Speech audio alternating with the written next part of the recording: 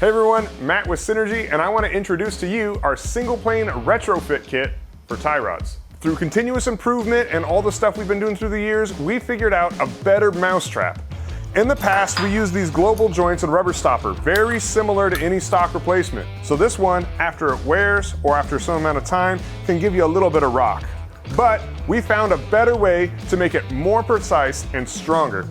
Our latest kit has a cam follower style bearing that is significantly stiffer and stronger than the rubber, and it doesn't wear as much. So it lasts longer, adds strength, and adds precision with a simple upgrade.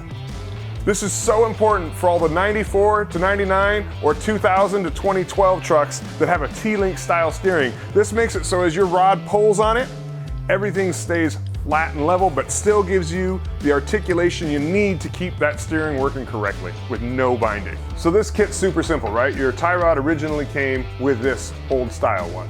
You take it off, you buy the kit, you put ours in, and on the other side, you just change out a boot.